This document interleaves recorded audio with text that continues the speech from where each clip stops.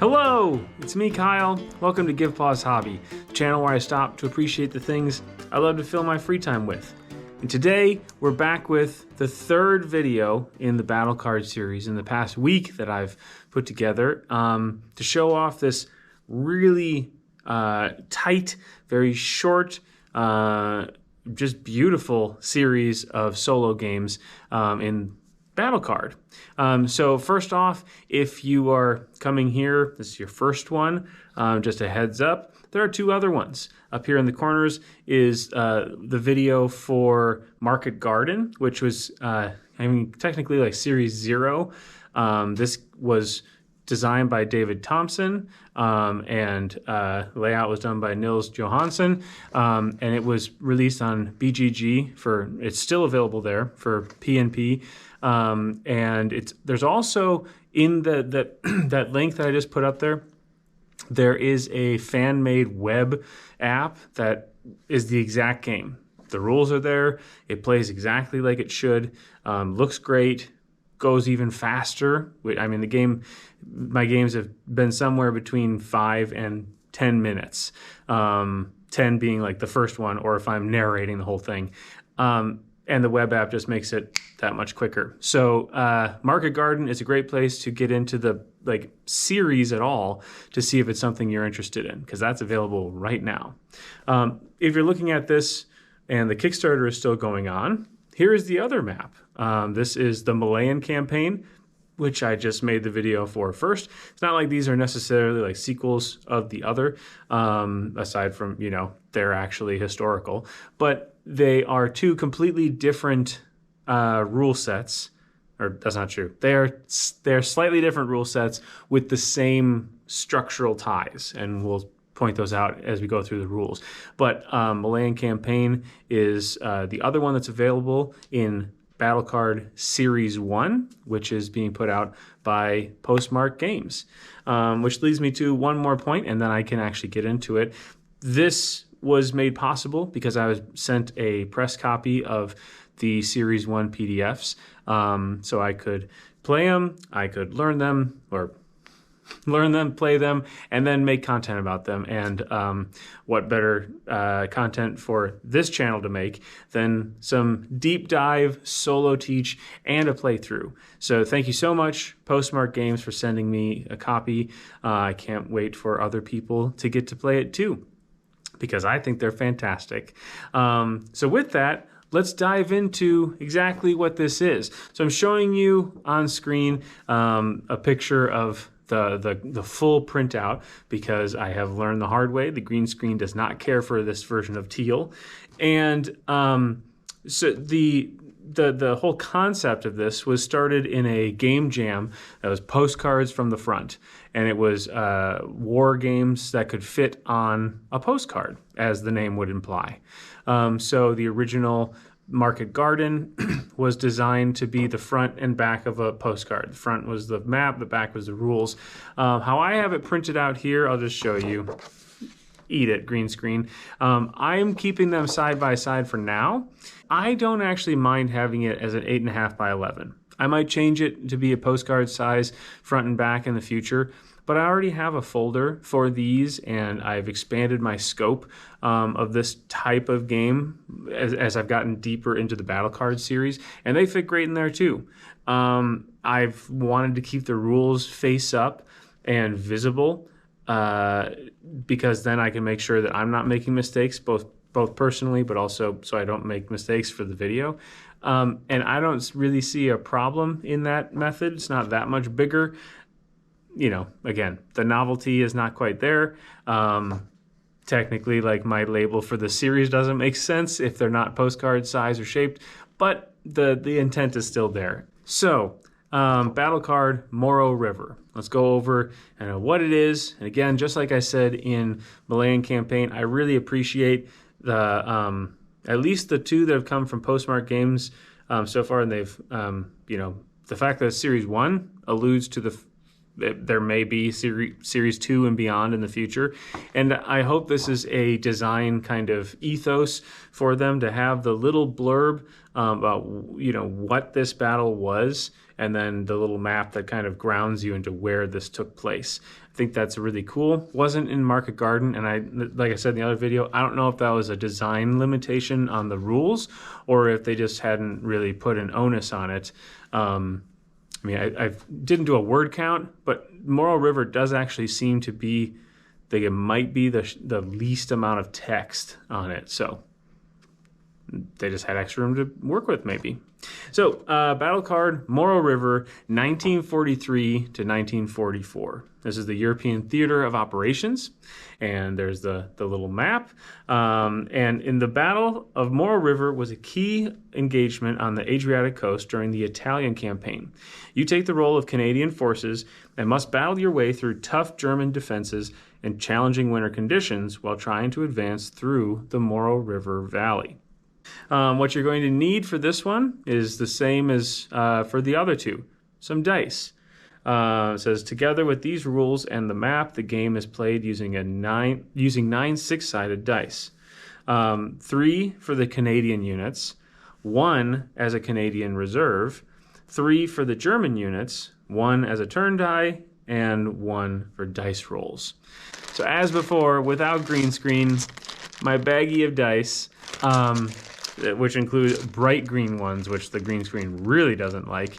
I have a just collection of colors here, which, as you'll see in the playthrough, are a little bit bigger than they necessarily need to or should be for these spaces. I have actually since ordered, talked about in other videos, the little dice. Those of you who played old school 40K, like the 3rd edition box set, has like little blue and red dice, and I got a great deal on a number of colors of those, which will easily fit within the dice spaces on the map, and there's enough colors that I can differentiate which is which based on the map, because the colors assigned are different. So I'm excited for that because it'll just look a little bit nicer for me, but it's not like it's going to be hopefully too detrimental for the playthrough. But in advance, sorry, they're a little bit chunkier. All right, let's get to the setup. So dice and units hereafter are placed on indicated spaces with matching strength, which is the dice value. The Canadian units are placed on the red spaces with white dice values. German units on spaces with brown dice values. Place the turn die on the turn space with the 1 dice value face up. Okay, super simple. Just like the Malayan campaign, setup for this one is an absolute breeze. It's not like Market Garden was really difficult, but there are at least a couple of other steps. Now, as you may have heard if you've watched the other videos, they have some of the same language. That first one, dice or units hereafter, that's going to carry through in some of the rules as well. Not everything. Some things are going to be different just because these are 3 different engagements. And so the crux of what these battle card series do is they take the conditions and the strengths of the units involved, and they adjust the whole game around that. So there might be things, opportunities, there might be whole portions of a turn that just don't exist in another game, because there are some constants in war, but some are very specific to the actual engagement. And the same is true here. So one other thing that's exactly like the other battle cards is the turn structure. As it says, after completing the setup, repeat the turn structure below until the game ends. And it'll jump right to where that would happen. Ending the game. You win if a Canadian unit advances to the Torre Mucha space. You lose if 2 Canadian units are eliminated during play, or if the turn die would advance beyond 6. So, just like the others, there is a timer. I likened it to a fuse, and not a very long one in the last video, and that is true here too. So let's get into the actual turn structure. Step 1, battle. Canadian units battle German units located in an adjacent space. Resolve each battle separately. I'm going to take a pause there. So I just want to make it clear. On the map, you'll see 2 different connections between the spaces. Well, actually, I guess 3 technically. The first, that we're talking about here are roads. So those are like the parallel brown lines.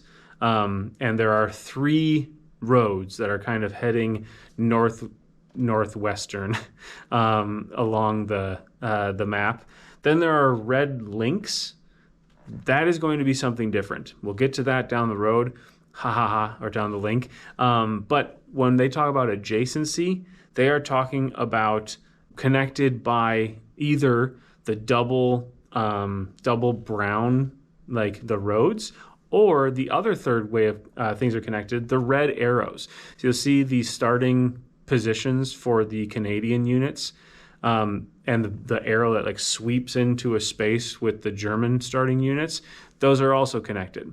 So those are adjacent, and then roads are adjacent, but the red lines, the links, that is not adjacent. That's important to differentiate. So getting back to the rules for battling, compare Canadian and German strength. The side with the higher value has advantage. Roll 1d6 and consult the battle box on the combat readiness table. Units reduced below 1 are eliminated from play. A W result forces the German unit to withdraw towards Torre Mucha to the next empty space on its route. So let's look over at those boxes they're talking about. So in this game, there are two boxes, but there is not a choice during the battle step. In both Market Garden and Malayan Campaign, you had to choose between 2 different things, attack and defend, or counterattack and defend. And here, the battle step is just always going to be one option. It's just battle. And then you'll see the 3 kind of echelons are Canadian advantage, German advantage, and no advantage. So then you have the 1, 2, 3, 4, 5, 6. And that so far has been consistent for all of the battle cards so far. That's the breakdown of the dice results. And some of the results you'll see have a W next to the German, the brown kind of loss. The Canadian losses are in red, browns are German. And if there's a W, that's what it's talking about. That's the Germans having to withdraw. So not only do they sustain a loss, you'll notice that the Germans only ever sustain 1 loss at a time. That is not the case for the Canadians, but the Germans, you're going to have to go back like time and time again. So they are making it difficult by just being difficult to overrun. So the rest of the battle box is as follows. German units move on 3 separate routes towards Torre Mucha and do not change or cross routes during play. A unit that's already at the top of the map, Torre Mucha disregards the W result. So they can't withdraw beyond that. Once they're there, they're there. Reinforcements. If a German unit withdraws to a striped space with a reinforcement symbol, which is a little number inside a brown circle I'm showing you here, increase its strength by that amount to a maximum of 6. All right, so one last caveat to the German movement here is when it says that they go to the next empty space on its route. There are other times, whether the player forces or the opponent forces in the battle card series, when the dice like come into the same space, they become 1 die and they sum that part. That is not what's going on here. So they're only going to go to the next empty space, which means there may be a time, or there oftentimes will be, 1 German unit that makes it all the way to the top, and then other ones that sort of have like a backlog. They can only go to the second highest spot, and then that's just where they make their stand until either they're eliminated or the unit that's in Torre Mucha is eliminated, and then they can withdraw to that space. Let's talk about number 2, Canadian advance. Units may advance on their designated route if the space in front of them is vacant. Advance is voluntary. You're probably thinking, well, why on earth would it be voluntary? We need to not only chase them up that path, but we need to get to the top space. And the reason it's voluntary is the next step. Number 3, German counterattack. A German unit in a striped space always attacks any adjacent Canadian unit. Roll 1d6 and consult the German counterattack box on the combat results table. So this is where a couple of things. First of all, adjacency. There are certain spaces like the cider crossroads that have red lines that go to Casa Barari or the gully. That is not adjacent. That is coming up in the next step. We're just talking about the roads. So the other thing to consider is this is why you might not want to advance. If you took a significant hit in the battle and you still forced the Germans to hightail it to a counterattack space, you might want to hang back for the next step coming up before you push that unit forward. Because if you push them forward, they're immediately going to counterattack. And on the counterattack table, you'll see it's only a loss of 1 for either Canadian or German. But it is definitely not in your favor, especially if they have an advantage, in which case it's a guaranteed loss for Canadian forces and only a loss for Germans on a 5 or a 6. So look out. Something to be considered, especially on the eastern path that goes to the gully and Ortona, where there's 2 back-to-back counterattack spaces, and the second one gives them 2 units back. So that's just kind of brutal. So we've been alluding to it a bunch. Step 4, Canadian preparations. This is where those red lines are going to come into play, and also that other die for the Canadian reserves. Transfer strength. Once per turn, 1 Canadian unit may transfer 1 strength to another Canadian unit connected by a red link. Adjust both units accordingly. If you transfer the last strength from a unit, it is eliminated from play. Now, a couple of points about this. Critically, if you want this to take place, your units need to be on either side of one of those red lines, which is why you might not want to advance or why you need to advance even though you might suffer a counterattack, because that's where you're going to pick up strength from another unit. And there may come a time when you've transferred the last of a unit to someone else, and then you just remove that die. Armored reserve is the other part of this step. You may allocate up to 2 strength points to Canadian units, 1 point max per unit. Reduce the reserve die accordingly. Remove it from play once all points have been allocated. The 2 strength that you have back in reserve, this can be doled out 1 a turn, and even to the same unit that following turn, or it can be dealt 2 points all at once, but they have to go to 2 different units. So it says up to 2, 1 point max per unit. You can't just like pile them both into the same unit on the same turn. And again, once that reserve is gone, that is just removed from the table. Step 5, weather. Roll 1d6. On a roll of 1 to 4, place the turn die on the rain space, and then it just hangs out there. Rain is the neutral in this scenario. On a roll of 5 or a 6, however, place the turn die on the mud space. When the turn die is on the mud turn track space, all battle and German counterattack rolls are -1 to a minimum of 1. So that's not great. Apparently the Germans are having a better go in the mud than the Canadians, and yeah, not ideal. So on a 5 or a 6, it's going to make that next turn just harder to you can still do some things you can't, or it would be harder to. It's also going to be harder to survive. It's just going to be a more brutal turn coming up. On a 1 to 4, it's just raining, and that's fine. Last up, advanced turn. Increase the value of the turn die by 1. And then that moves forward, again, ending the game. If it ever it has to advance beyond 6, the game is over. You took too long. So again, this is me taking a rather plotting, I guess you could say I'm going through the mud here, taking it step by step and filling out each of these little bits of rules with my feedback, my experiences, and other helpful tips, hopefully. Reading this is not going to take as long as I took now, but maybe for some people or for some points in the rules, that was helpful. But I think for a lot of people, what's also going to be helpful is going over to the table and showing you how it plays. All right, so here we are at the table, and this one's super quick to set up.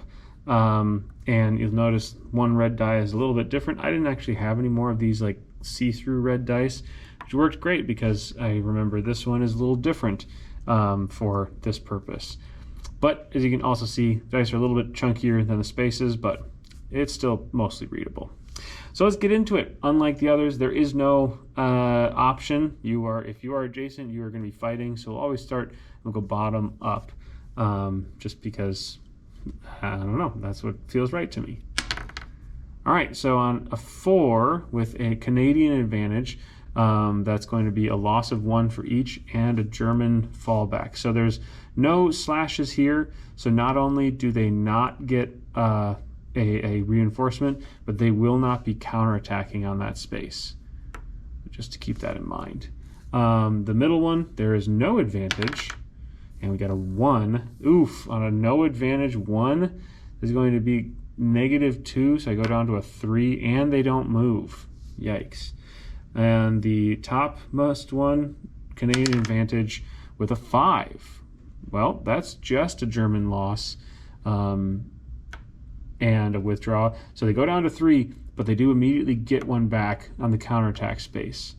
I think maybe what's helpful is putting them off to the side, especially with these bigger dice, to show that it is a slashed space, so you know that they're going to be counterattacking. I mean, the fact that they get little reinforcements is a helpful reminder. If you're getting reinforcements, they're going to counterattack. But just once the turn progresses, having it next to it, I think is handy. Maybe we'll do it always off to that side, so it's uniform. Okay, and no loss from Canadians on that last battle. So Canadian advance. I think I'm going to both of them. So this will not be a counterattack, but this will, which is fine. There's still a nice disparity there. The unfortunate thing is if this middle one can't move up, I can't trade strength between units. So that's going to be really important for me to fix in the future. But for the time being, I just got to, push where I can. And now it's going to be German counterattack. So right here, Canadian advantage. So on a 1 is the only time where there is effect. 2 or greater, it would be no effect. In this case, we both lose a strength. I think I'm okay with. I have more strength to weather, but they are going to get 2 back when they get pushed forward. Now on a counterattack, there is no withdraw, so there's no W's there. No matter how much you have an advantage or how well you roll, they will not budge on a counterattack. And last but not least, not last but not least, Canadian reinforcements. Yes, I'm going to send 1 here. I believe I'm going to save this other one for that middle one. It's going to need the most help, I do believe. So weather, 4. So 1 to 4 it just stays on rain, which means rolls are just rolls.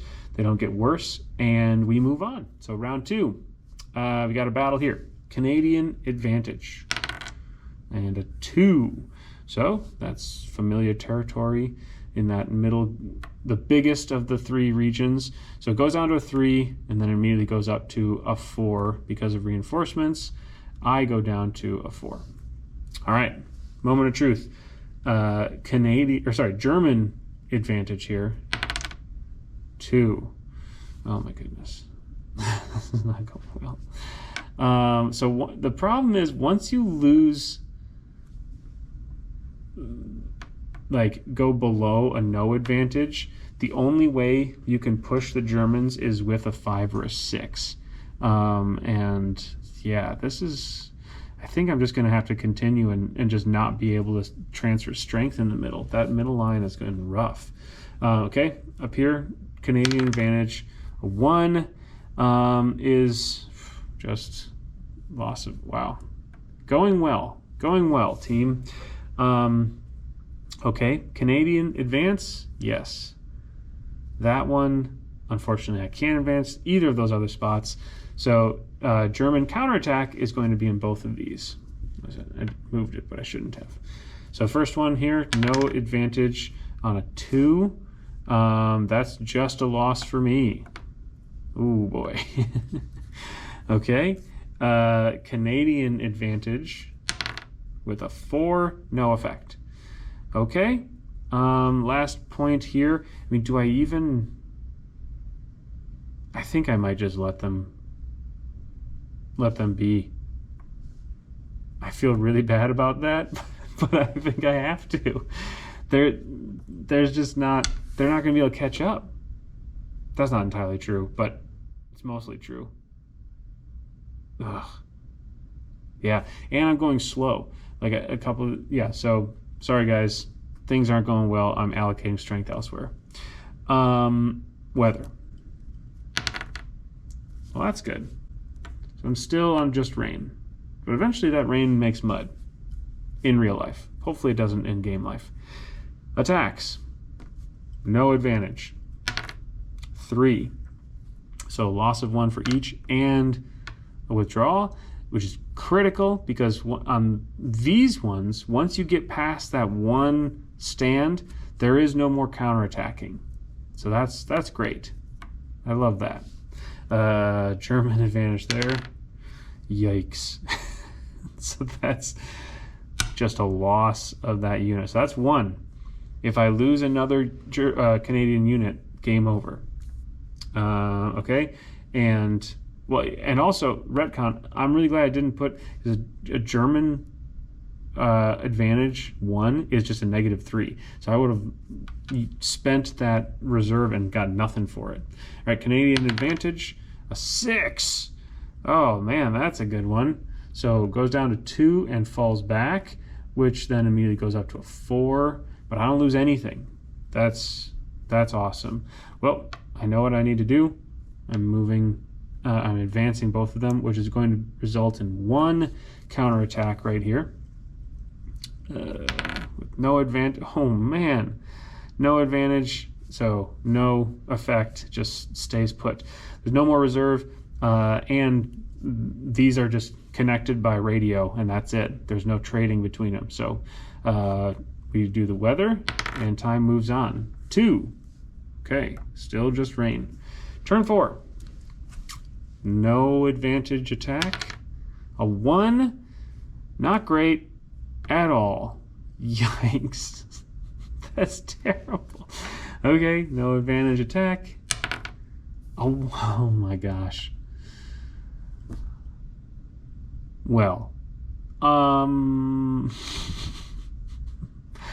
that's it. That's the game. Because I'm guaranteed to lose this one here. Oh, no, that's not true. There's no counterattack. Okay, so that's not the game. There's no advancing, but there will be a counterattack here. So German advantage 4 means it's just a loss for me. Oh my goodness. Okay, weather. Oh, good. Great. No, that's perfect. Okay, well, turn 5. Remember, if it has to go beyond a 6, that's a game over. And if I lose a second Canadian unit, that's a game over. So, turn 5, battle. German advance. Oh, well, I guess here's the game though, because it doesn't matter how well I rolled very poorly. So I would have lost 3, 2, or 1 of my units, no matter how well I rolled. Well, let's see how I did on the other one. Let's see the final state of the map. I'm pretty sure the game is just over as soon if they are eliminated during play, which is turnover. Whoops, sorry. But just for the sake of completionism, that is the end state of the game. Wow.